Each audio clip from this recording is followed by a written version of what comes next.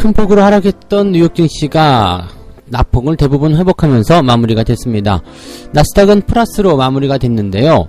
자, 장 초반에 국채금리가 크게 치솟으면서 주가 급락세를 보였는데 장이 후반부로 들어가면서 점차적으로 안정세를 보여갔습니다. 자, 아무래도 이제 많이 하락한 것에 대한 그런 반발 매수가 들어오지 않았을까, 야, 더 이상은 아니야 라는 그런 매수세가 유입이 됐을 것으로 생각이 되고 있습니다. 자, 미국의 주가 흐름들 자세하게 좀 알아보도록 하겠습니다. LG생활건강과 아모레가 52주 신저가를 기록을 했죠. 자, 그에 따라서 화장품 관련주들, 특히 K-뷰티 이대로 괜찮은가? 여전히 이제 그 이유를 중국 쪽으로 돌리고 있는 것인데, 자, 중국 쪽으로 이유를 돌리는 것이 과연 맞는 것인가? 또 화장품주들의 어떤 미래, 자, 앞으로 이제 이런 기업들의 주가는 과연 회복될 수 있을 것인가? 또 실적을 좋게 만들기 위해서는 또 어떤 식으로 진행이 되어야 되는가 등등에 대해서 알아보도록 하겠습니다. 환율이 계속해서 올라가고 있습니다. 저항선을 뚫고 막 뛰어 올라간다. 지금 1200원을 넘어가면서 이 1200원대 위로 더 올라갈 것이냐, 아니면 다시 내려올 것이냐, 아니면 뭐 여기가 이제 끝이냐, 뭐 여기에 대해서 말들 많은데요. 환율이 계속해서 올라가면 뭐가 좋은지, 또 뭐가 나쁜지 이런 부분도 좀 알아볼 거고요. 지금의 환율 상황이 정상적인 것인지 뭐 그런 것들도 같이 좀 알아봐야 될 것 같습니다. 그래서 환율과 주가의 관계들 같이 좀 알아보도록 하죠.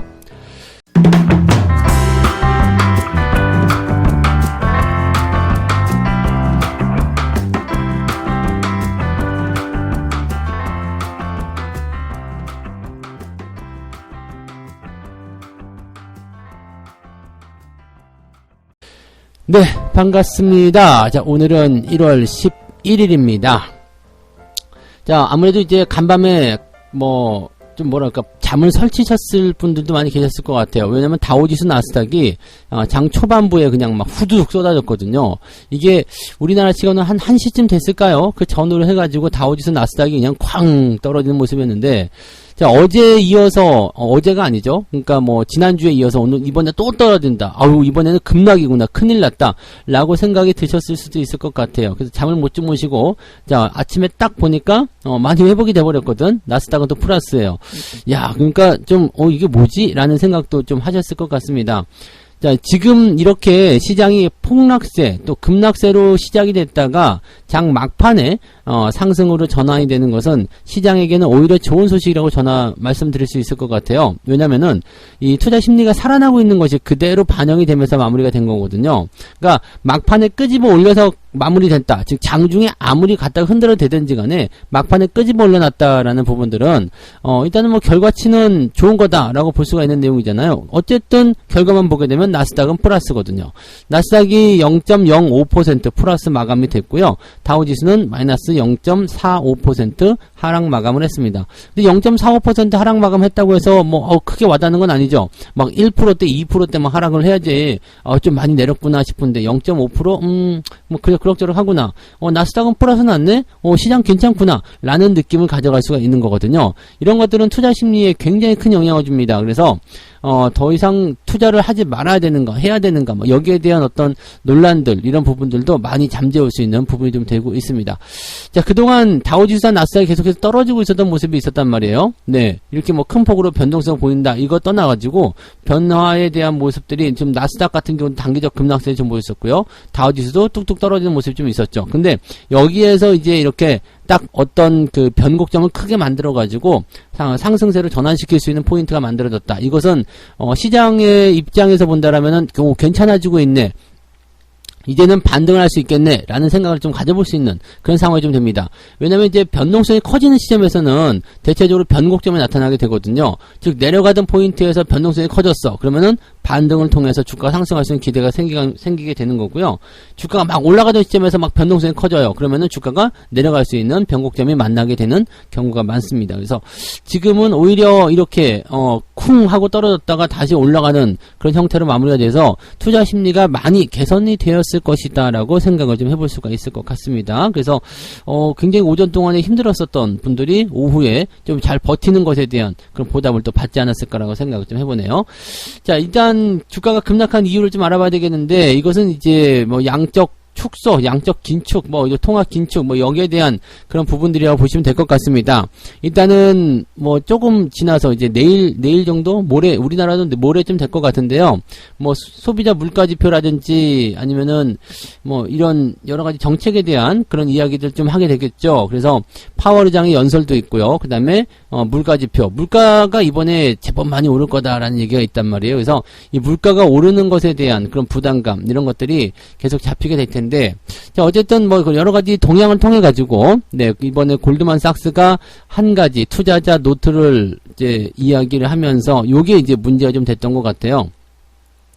뭐 이제 국채 금리가 장중에 막 1.8%까지 올랐죠. 그래서 그 정도까지 올라간 것도 약간 문제가 좀 되긴 했었습니다만, 골드만삭스의 이런 이야기, 뭐라 그럴까요? 이런 거는 뭐 리포트라고 봐야 되겠죠. 네. 리포트를 통해서 얘기하는 것은 올해 4번의 금리 인상이 될 것 같다, 이런 얘기를 하죠. 그래서 3, 6, 9, 12라고 얘기합니다. 그러니까 원래는 이제 올해 금리 인상을 3번 정도 할 것이다 라고 전망을 했었는데, 이번에 대차 대조표 축소의 어떤 이야기가 나왔잖아요. 그래서 이 연준이 대차 대조표를 축소를 해가지고 양적 긴축을 조금 더 앞당기게 된다면 이제 금리 인상도 4번으로 가게 될 것이다. 지금 시장에서는 3월 달에 금리 인상하는 것을 거의 73% 정도로 잡고 있거든요. 아직 73%면은 맞나 틀리나 잘 모르는 상황이긴 해요. 그래서 보통 이제 85%, 90% 정도 예상치가 나와주면은 그냥 거의 확실시 된다라고 볼 수 있는 건데, 70%대라면은 아직은 네, 변수가 있다라는 전망이죠. 그래서 뭐 5월달, 6월달 이렇게 금리 인상할 확률은 90%가 넘어간단 말이죠. 근데 지금 3월달에 대한 부분들은 조금 그거보다는 약하다라고 보시면 될 것 같습니다. 그래서 3월달에 금리 인상을 하게 될 확률은 굉장히 높지만, 만약이라도 금리 인상을 하지 않는다면 올해는 무조건 4번이 아니라 3번의 금리 인상을 하게 될 수밖에 없다, 이렇게 보시면 되겠는데, 아무튼 3월로 땡겨지게 된다면 올해 금리 인상이 4번 나올 수 있다. 금리를 이렇게 4번을 인상시키게 된다면 뭐 시장이 과연 악재가 될 것인가, 뭐 그런 부분인데, 금리가 계속적으로 올라가게 되는 것은 이제 문제가 될 수 있겠죠. 또 굉장히 빠른 속도로 증가하는 것, 금리가 천천히 올라가는 것은 나쁘지 않습니다. 근데 빠른 속도로 이제 증가세를 보이게 되는 것은, 이것은 뭔가 문제가 있다라는 그런 의미로 해석해야 되기 때문에 이건 결코 시장에 좋은 얘기는 아닙니다. 그래서 만약에 1년 동안에 금리를 2번 정도 올린다, 이건 뭐 정상적이에요. 뭐 크게 걱정할 필요 없거든요. 근데 1년 동안에 금리를 막 5번 올린다, 6번 올린다, 이거는 지금 금리를 올리더라도 정책적인 효과가 먹히지 않는다는 얘기거든요. 그러니까 시장이 어떤 통화량 증가에 대한 부분들을 잡아들이지 못하기 때문에 더 강력한 뭐 어떤 조치가 필요하다든지 그런 식으로 나올 수가 있다라고 보시면 될 것 같습니다. 그래서 아무튼 이제 금리 인상이 4회, 이 4회보다 더 많게 나오진 않을 거예요. 근데 4회까지 일단 나왔으니까 뭐 금리 인상의 어떤 속도라든지 그런 거에 대한 악재는 다 나오지 않았나, 뭐 이렇게 생각하시면 될 것 같고요. 약간 속도가 빨라졌다는 것은 약간 부담은 좀 될 수 있습니다. 금리 인상 자체가 부담이 되지 않겠지만 속도가 빨랐다는 것은 약간 부담이 될 수 있는 얘기인데, 한 가지 이제 생각해 볼 만한 부분 중에 하나, 약간 안심이 되는 부분 중에 하나가 있는데, 최종 도달 금리, 즉 연준이 어느 정도 수준까지 금리를 인상시키겠다라는 그 최종 도달 금리가 2.5에서 2.75. 그러니까 뭐 시장에서 이제 얼마 전까지 받아들이는 포인트는 2.1% 정도로 이제 우리가 알고 있었는데요. 지금은 2.5에서 2.75까지 약간은 올라간 듯한 그런 느낌이긴 합니다. 그런데 이제 뭐 인플레이션이 계속적으로 높아지게 된다면 금리의 이제 도달 금리도 계속적으로 올라갈 수밖에 없다, 뭐 이렇게 되어 있는데, 지금 금리 횟수가 좀 추가된 것 같죠? 뭐 한두 차례 추가된 것 같아서 도달 금리가 조금 더 높아질 것이다라고 전망이 되고 있는데, 미국 시장의 금리가 거의 3% 가까이 나오게 된다 그러면은 약간 경기가 고점으로 들어가는 가능성이 있겠죠. 그래서 저 도달금리까지 들어가는 그 과정은 경기가 회복되는 과정일 테지만, 저것보다 훨씬 앞서서 우리 주식시장은 꼭지점을 만들어내게 될 것이다, 이렇게 생각하시면 되겠습니다. 뭐 아직까지는 초반이기 때문에 큰 걱정은 하지 않으셔도 되겠습니다만, 금리 인상 속도가 빨라진다는 것은 생각보다 조금 부담스러운 내용이다라고 판단하셔야 되겠죠. 네.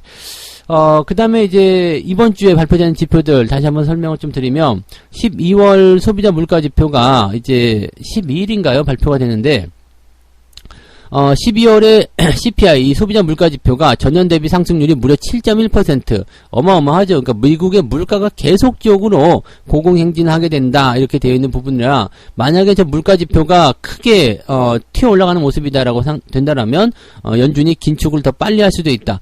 그런데 지금 현재 시점에서 이제 우리가 그 예상치 좀 살펴보게 되면, 뭐, 증가율 같은 경우는 월별 증가율을 봤을 때는 그다지 높은 수치는 아니거든요. 또 낮아지고 있는 상태입니다. 11월보다는 증가율이 좀 낮아지는 모습이긴 한데, 이게 전년 동기 대비로 들어가다 보니까 이제 상승률이 제법 높은 수준이다라고 전망이 되고 있는 것 같죠. 그래서 이런 것을 이제 시장이 어떻게 받아들일 것이냐는 이제 좀 지켜봐야 될 것 같은 내용이고요. 이런 어떤 지표들을 앞에 두고 있기 때문에 거기에 따른 부담감들이 좀 있다라고 보시면 되겠죠.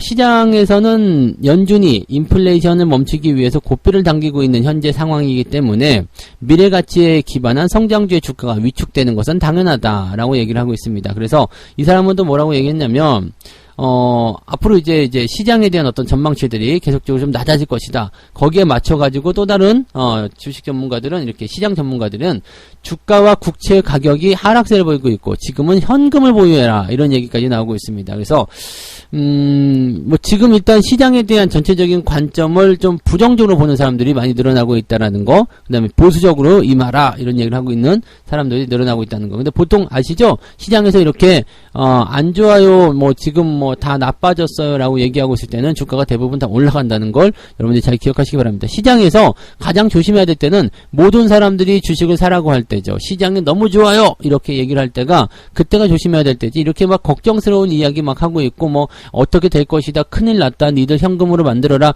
라고 얘기할 때는 대체적으로 주가가 더 올라가더라. 그렇게 생각해 주시면 되겠습니다. 자, 어쨌건 지수의 방향성만 본다라면 변동성을 계속 만들어내고는 있지만 다시 회복해주는 모습, 이렇게 된다면 우리 시장에도 그렇게 큰 영향을 주지 않을 것 같다라고 생각하시면 되겠습니다. 원래 하던 대로 그냥 묻고 더블로 가시기 바랍니다. 네.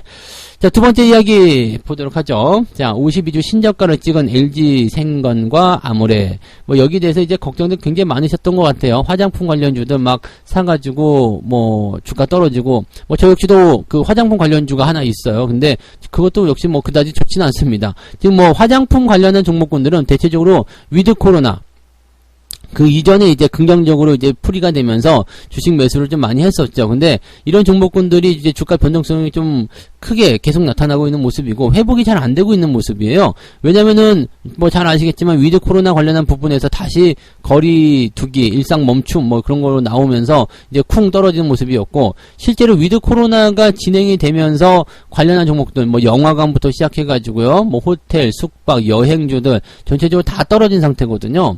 근데 이 종목군들이 떨어진 이유는 위드 코로나가 제대로 시행되지 않았기 때문에, 이게 제대로 시행이 돼서 뭐 여행도 가고 일상으로의 복귀가 빨라졌다라면 이 종목군들이 진짜 대장주가 됐겠죠. 근데 그런 것들이 아직 나타나지 않았기 때문에, 그러면 얘네들은 영원히 이대로 묻힐 것인가? 또 그건 아니겠죠. 지금 뭐 화이자 같은 데서는 오미크론에 대한 백신은 3월까지 만들어내겠다, 뭐 이런 식으로 얘기가 나타나서 뭐 얼마 안 기다려도 되겠죠. 그러니까 이 백신에 대한 부분들이 뭐 그 걱정스럽다라거나 뭐 코로나 상황이 걱정스럽다, 뭐 이런 건 아닌 것 같아요. 다만 그 시기적인 부분이 될 것 같죠. 그래서 뭐 새로운 뭐 변이가 나타났어요, 뭐 어떻게 됐어요, 뭐 얘기가 있는 거지만, 실질적으로 이제 그런 것들이 실제 우리한테 영향을 많이 미치지는 않을 것이다라고 보시면 되겠습니다. 그래서 점차적으로 이제 백신이 있기 때문에 여기다가 뭔가 더 추가한다거나 뭔가 조금 개량을 하면 되잖아요. 그러면은 이제 금방금방 나오죠. 예전에 코로나 처음 나올 때만 하더라도 백신 없이 1년 넘게 살았잖아요. 근데 지금은 신규 변이라고 알았어, 뚝딱뚝딱 해서 만들어내고, 자 이걸로 맞으세요.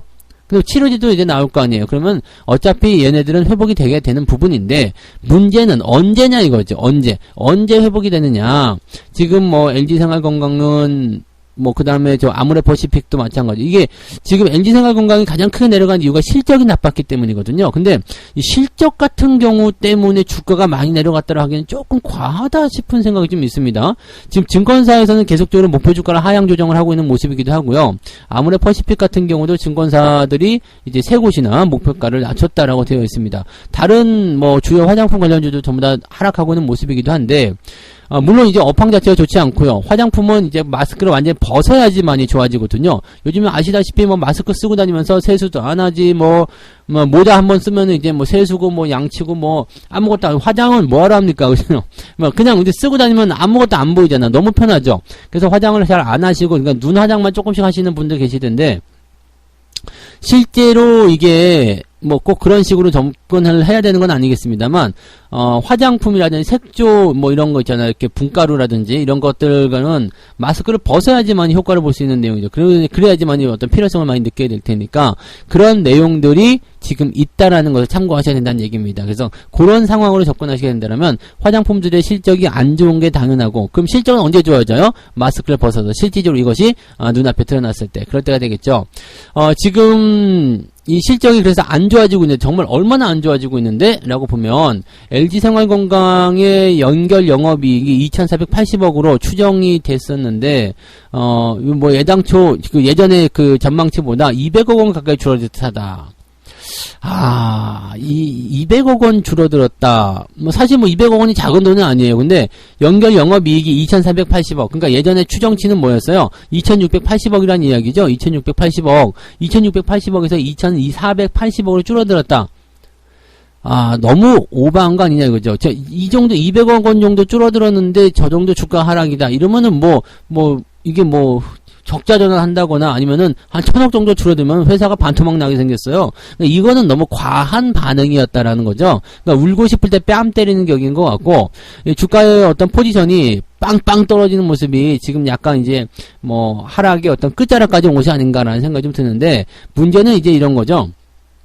언제 회복이 될 것인가에 대한 부분이 불확실한 상황이고요. 그 다음에 실적에 대한 쇼크, 어닝 시즌에서 실적에 대한 쇼크를 받게 되면은 주가가 하락하는 것이 당연하거든요. 실망 매물이 나오게 됩니다. 그래서 주가 하락이 조금 더 진행될 수가 있겠죠. 또 한 가지, 이 주가의 하락이 진행되면서 큰 폭으로 빵 떨어지게 되면 어떻게 돼요? 반대 매매라든지 이런 것들이 나타날 수 있어서 투매를 유발시키게 되는 경우가 있습니다. 그렇게 되면은 보통은 급락한 당일날, 그 다음날 바로 반등이 나갈 수도 있겠지만은 며칠 정도는 옆으로 누워주는 경우가 있거든요. 그래서 매수 같은 부분들이 바로 들어가는 것이 아니라 상황을 지켜보면서 대응하셔야 된다는 거. 그것이 중요하다는 얘기죠. 그러니까 주가가 떨어지면 바로 살려고 막 그냥 달려드는 것이 아니라, 너 떨어졌냐? 알았어. 일단은 내가 너를 가지고 있어서 손실을 보고 있지만 일단 보자. 네가 어디서 바닥을 잡는지, 그 다음에 다시 올라갈 수 있는지, 다시 올라가게 된다면 내가 너 다시 사줄게. 뭐 이런 식으로 생각하시면 되는 거거든요. 내가 종목이 떨어질 땐 두 가지예요. 일단 팔아먹거나 아니면은 버텨서 다시 돌아갈 때 복수를 하거나. 여러분들 무엇을 택할 것인지는 여러분들의 자유겠습니다만, 안 팔고 나는 버텨서 이 종목에 대한 수익을 이끌어내겠다라고 하시는 분들은 떨어지는 칼날을 잡는 것이 아니라 돌아설 때 진행을 하셔야 되겠죠. 지금 여러 가지 이유에서 부담스럽다는 얘기를 하지만 장기적 전망으로 보게 된다면 어쨌든 회복은 돼야 되거든요. 다만 이 부분이 지난번에 100만원 넘어갔을 때가 고점의 그 포지션들이 약간 거품이었냐 아니냐 이런 부분들을 우리 생각해 봐야 되겠는데, 그동안 주가의 상승 추이를 본다라면 LG생활건강이 그렇게 고점 논란에 휘달릴 만큼의 거품이 꼈다거나 이렇게 볼 수는 없겠죠. 네, 그런 내용들이 좀 있다는 거 참고하시면 되겠고요. 중국의 영향이다라고 얘기하긴 하는데, 중국 쪽 핑계는 이제 굳이 댈 필요는 없을 것 같아요. 예전에 사드 보복 이후에 중국 쪽 공장들 많이 철수했잖아요. 화장품 아시죠? 그래가지고 베트남이라든지 동남아 쪽으로 많이 옮겼는데, 실질적으로 이제 중국 쪽에서 그렇게 큰 영향을 줬다 그러면은 영업이익이나 이런 것들이 200억 밖에 안 줄었겠습니까? 더 많이 줄어들고 아주 반토막 나고 그런 상황이 벌어지겠죠. 그러니까 그런 내용들을 우리가 참고해 보실 필요가 있습니다. 물론 200억 원이 작은 건 아니에요. 그런데 이 변동폭에 대한 그것도 추정치잖아요. 그러니까 이런 내용들이 아직까지는 이렇게 크게 주가가 하락할 만한, 과연 이 정도의 일이라고? 이렇게 생각하기 조금 애매하죠. 그래서 지금 화장품 관련주들은 일단 시간이 필요해요. 위드 코로나 관련주들 모두 다 시간이 필요합니다. 이제 실적에 대한, 4분기 실적에 대한 부분들이 화장품 쪽에서 나쁘게 나왔지만, 다른 쪽도 어떻게 나오는지 봐야 되겠고, 전체적인 분위기 속에서 위드 코로나 관련한 종목군들이 많이 상승하게 된다 하더라도, 화장품이 제일 마지막이라는 것만 알고 계세요. 마스크를 벗고 나야지, 마스크를 벗어야지 화장품이 팔리는 거란 말이에요. 그러니까 얘네가 가장 뒤에 움직일 수 있는 종목들이다. 그래서 시간이 가장 많이 필요한 종목이다. 이 이야기는 예전에 한번 해드린 적이 있죠. 그래서 이 부분들을 꼭 참고해 주시기 바라고요. 일단은 방법은 두 가지겠죠. 팔거나 버티거나. 버티겠다라면 지금 추가 매수로 막 들어가는 것이 아니라 상황을 보고 주가가 다시 회복세를 보일 때, 그럴 때 느긋하게 들어가시는 것이 유리하다라고 보시면 되겠고, 뭐 당장 파시는 분들은 속은 시원하겠지만 손실이 남을 거고, 버티시는 분들은 네 다시 회복할 수 있을 때 기대감을 가질 수 있겠지만, 네 지금 당장은 쓰라린 네 그런 상처를 안고 가야 되겠다라고 생각하시면 되겠죠. 일장일단이 있는데 여러분들이 무엇을 택할 것인지 한번 고민해 보시기 바랍니다.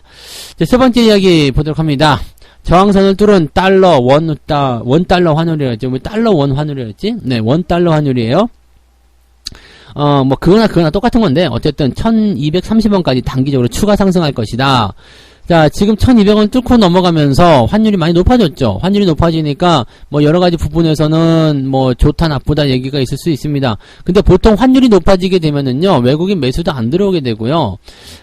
그다음에 또 한 가지를 보게 되면은 이제 대체적으로 자국 내 통화가 좀 가치가 떨어졌다는 얘기가 되잖아요. 이런 것들은 환율이 뭐 일정 부분으로 올라가는 건 나쁘지 않습니다만 계속 올라가게 된다면은 이게 경기가 안 좋을 때 막 이런 금융 위기 막 이런 상황으로 여겨지게 되거든요. 왜냐면은 보통 안전자산인 달러를 많이 소비하게 되는, 많이 이렇게 찾게 되는 상황이 좀 되는 거거든요.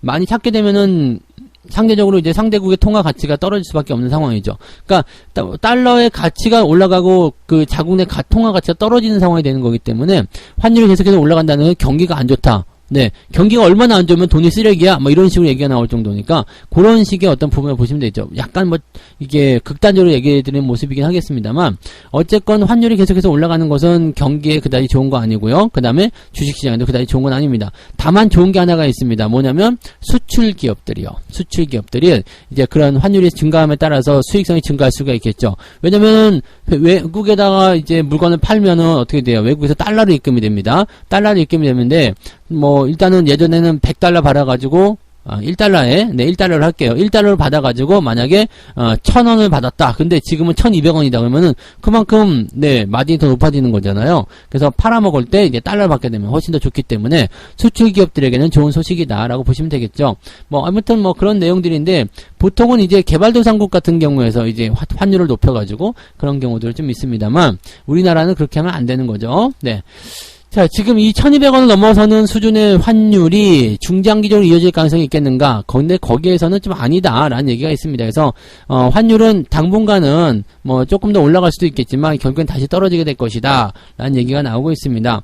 이 원화가 계속적으로 약세를 보이고 환율이 올라감에도 불구하고 이렇게 되면은 원래 외국인들 매수를 하면 안 되거든요. 근데 외국인 매수세가 이어지고 있다는 거, 요거 긍정적이다라고 볼 수 있는 부분이죠. 환율에 대한 부분들이 원래는 올라갈 때는 외국인들이 매도가 나오거나 관망을 해야 되는데 매수를 해주고 있다. 물론 매수를 많이 하는 것은 아닙니다만 꾸준하게 들어와주고 있다라는 것은 긍정적인 부분이 되겠죠. 그래서 요 내용들 하나 봤을 때 이제 환율에 대한 부분들이 계속 올라가기보다는 좀 떨어지는 가능성이 높다라는 판단을 좀 해볼 수가 있을 것 같고요. 그 다음에 이제 뭐 전체적으로 경제 위기 상황이 많이 왔을 때 환율이 상승하게 되는데 이 부분들이 지금은 아니다는 이야기죠. 뭐 코로나 사태라든지 뭐 아니면 금융 위기라든지 뭐 등등등 이런 게 있어야지만이 환율이 급등을 하게 될 텐데 지금 현재로서는 뭐 경기 둔화에 대한 어떤 부분들보다도 경기를 회복시켜가는 그런 상황에서의 뭐 금리 인상이라는 이런 부분이기 때문에 그다지 뭐 심각하게 받아들일 필요는 없을 것이다라고 하시면 될 것 같아요. 그래서 경제적인 어떤 충격 요소가 그렇게 강하게 나타나진 않고 있다. 이것을 우리가 생각하자라고 얘기가 되고 있는 부분이 되겠습니다. 그래서 환율이 당분간은 1200원 넘어갈 수 있겠지만 지속 가능성은 별로 크지 않다라고 얘기가 되고 있는 부분들이죠. 지금 해외 쪽 주식 갖고 계신 분들은 환율이 올라가서 또 좋아하시는 그런 분들도 좀 계시고요. 해외 주식이 좀 떨어지더라도 환율이 올라가면서 그 부분 상쇄해 주니까 또 좋아라 하시는 분도 있고 실질적으로 해외 쪽에서 뭐 주가가 떨어진 영향도 있겠지만은 이 예탁금이 좀 줄어들었다는 얘기도 있더라고요. 달러 갖고 있으면 뭐하냐, 환율 올라갈 때 팔아먹자, 뭐 이런 식으로 접근들을 하시는 것 같더라고요. 아무튼 그러한 부분들이 현재 잡혀 있다라고 생각해 주시면 좋을 것 같아요. 자, 환율에 대한 부분들은 뭐 그다지 크게 걱정은 하지 않으셔도 될 것 같긴 한데 단기적으로는 일단 상승세를 좀 보일 수 있는 상황이 좀 되었다 이렇게 보시면 되겠고요. 당장은 뭐 큰 문제는 아닐 것 같은데 환율이 올라감에 따라서 오히려 이제 다르게 생각해 본다면 뭐 자동차라든지 반도체라든지 이런 기업들 실적이 더 많이 좋아질 수 있을 것이다 라고 전망이 될 수 있겠죠. 뭐 삼성전자 같은 경우는 올해 매출을 300조? 이렇게 얘기하고 있는 것 같은데 자, 아무튼 그런 기업들의 실적 전망치가 높아질 수 있는 하나의 계기가 될 수도 있다 라고도 판단하시면 좋을 것 같습니다. 자, 이렇게 해서 오늘 세 가지 이야기 전달해 드렸습니다. 자, 미국의 국채 금리가 상승세를 보이면서 또 금리 인상 전망 그런 그 수치가 높아지게 되면서 주가 급락을 보였었는데, 자, 급락을 바로 회복하면서 장 마감에서는 오히려 나스닥이 플러스로 가는 그런 상황이 보여졌습니다. 투자자들이 약간 이제 이건 좀 과도해요. 이제는 뭐 더 이상 앉아있지 못하겠어요. 지금은 저점이에요. 이런 식의 이야기를 하고 있는 것 같다. 이렇게 판단하시면 될 것 같죠. 너무 큰 걱정을 하지 않으셔도 될 것 같은 그런 시장 분위기였다라고 말씀을 드릴 수 있겠고요. 자, LG생활건강과 아모레가 주가 떨어졌는데 지금 이제 과도한 하락에 바로 대응하는 것은 조금 무리가 되겠습니다만 좀 기다렸다가 반등이 나올 때 접근하시는 것은 괜찮을 것 같습니다. 뭐 그동안 이제 계속해서 분위기적인 부분들이 뭐 이 화장품 관련주한테는 안 좋게 나왔었잖아요. 그런데 이런 것들도 어차피 해소가 되어야 되는 부분인데 이 해소가 되어야 되는 이 기간까지 가는 거리가 너무 먼 거죠. 그래서 그게 많이 지칠 수 있는 상황이긴 한데요. 여기서 더 많이 사가지고 들어가면은 더 지칠 수 있기 때문에 오히려 지금의 물량을 가지고서 좀 버티면서 그렇게 시간을 조금 투자하시는 것이 필요하지 않을까 생각됩니다. 뭐 걔네들이 뭐 이제 어느 정도 사업 정상화가 된다 그러면은 어느 정도까지의 반등이라든지 어느 정도까지의 상승세는 만들어주게 될 것이다. 그래서 지금 당장은 두 가지밖에 없다고 그랬죠. 팔거나 아니면 버티거나인데 버티려고 한다라면 시간을 길게 잡고 고통을 같이 데리고 가야 된다는 걸 참고하시기 바랍니다. 네. 자, 저항선을 뚫은 달러 원 환율이 계속 올라가는 것은 일단은 나쁜 소식이긴 한데 외국인들이 그럼에도 불구하고 매수해주고 있다는 거 긍정적이다라는 거, 그 다음에 환율이 계속해서 올라가면서 또 한 가지 키워드를 잡을 수 있는 것은 이 수출 기업들의 실적이 증가할 수 있다라는 거, 그 다음에 또 한 가지 볼 수 있는 것은 경기가 안 좋은 상황에서 보통 환율이 올라가는데 지금 상황은 경기가 그렇게 안 좋은 건 아니다. 경제 위기로 가는 건 아니다. 그렇기 때문에 이 환율의 상승 속도가 뭐 계속적으로 진행된다거나 아니면은 상승을 통해 가지고 계속 진행된다거나 이런 식은 나오지 않을 것이다. 단기적으로 다시 안정세를 찾게 될 것이다. 이런 식의 얘기가 된다고 보시면 되겠습니다. 자, 책 한 꼭지, 책이 아니라, 약간 속담 하나 알려드릴게요. 이거 되게 괜찮은 글이라서 제가 꼭 알려드리고 싶었습니다. 유자는 얼었어도 선비 손에서 놀고, 탱자는 잘생겼어도 거지 손에서 논다. 이게 무슨 말인지 아시겠어요? 얼굴이 잘생겼다 또는 뭐 한다, 이렇게 허우대가 멀쩡하다 해가지고 다 실속이 꽉 차 있는 것은 아니라는 얘기겠죠. 유자차는 들어봤어도 탱자차는 못 들어봤잖아요.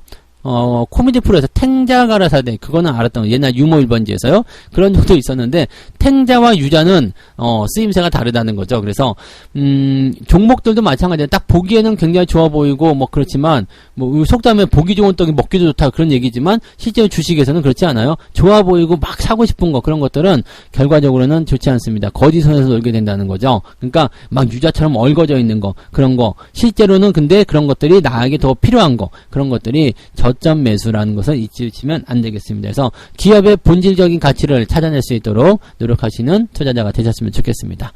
자, 오늘 약간 변동성이 있겠지만 큰 문제 없는 분위기가 형성될 것 같으니까요. 화이팅 하시고요. 꼭 성공 투자 이끌어내시기 바랍니다. 자, 저는 장중시황 때 다시 오도록 하겠습니다. 여러분들 오늘 좋은 성과 많이 만들어내시기 바랍니다. 고맙습니다.